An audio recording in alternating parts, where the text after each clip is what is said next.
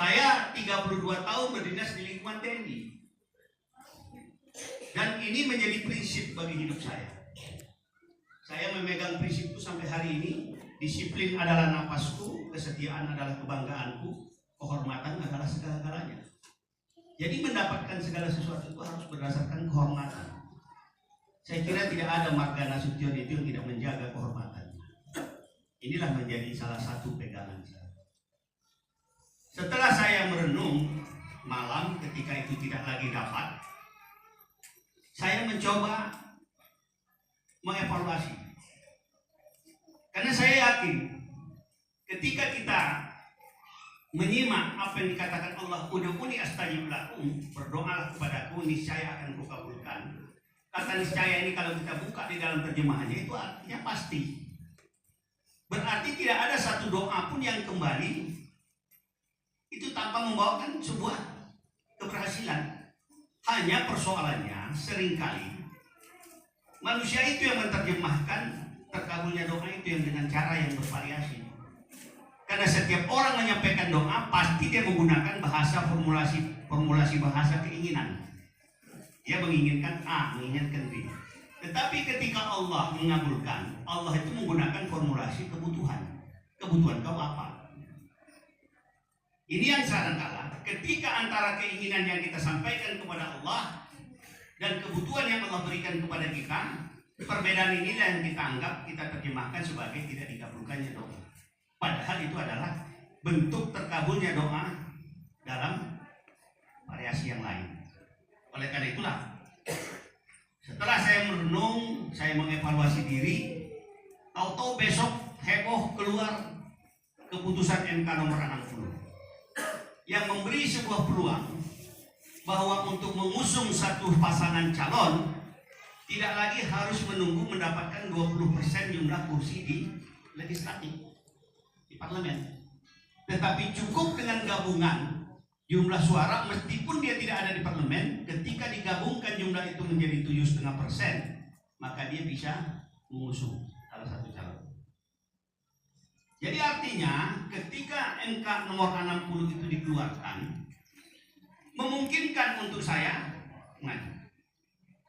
Tetapi saya lihat partai-partai yang lain, khususnya di tingkat provinsi, mereka sudah berada pada posisi tidak mungkin lagi bisa diganggu-gugat.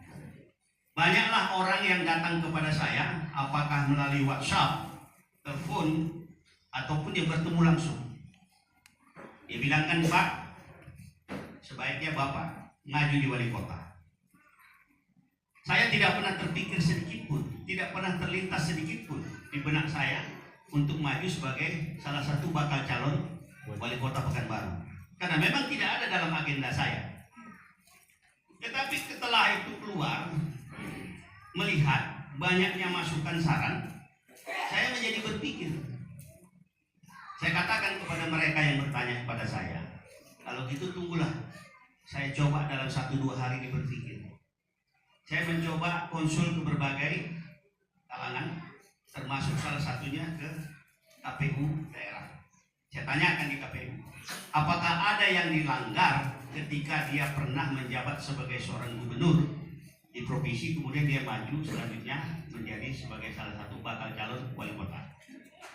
Dijawab sama mereka, yang tidak boleh itu Bapak, kalau seandainya dia sudah pernah menjabat gubernur 2 periode.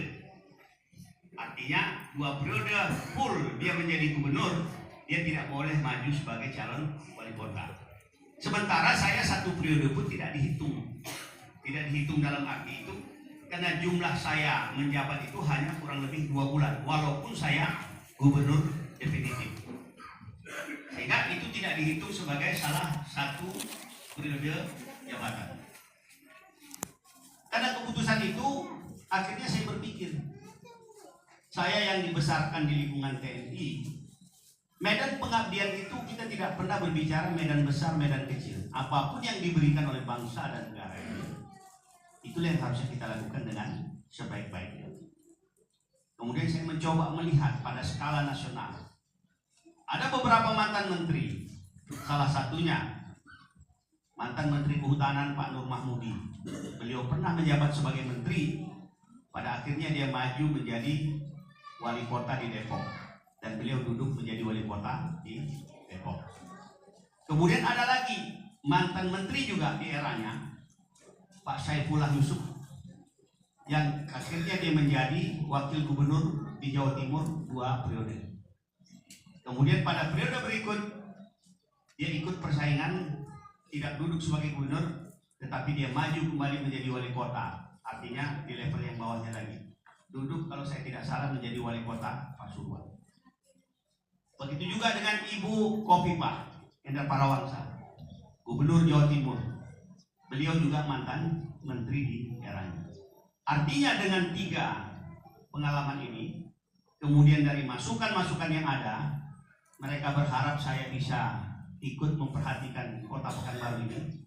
Saya mencoba menerjemahkan apakah ini mungkin bentuk ijabah doa saya kepada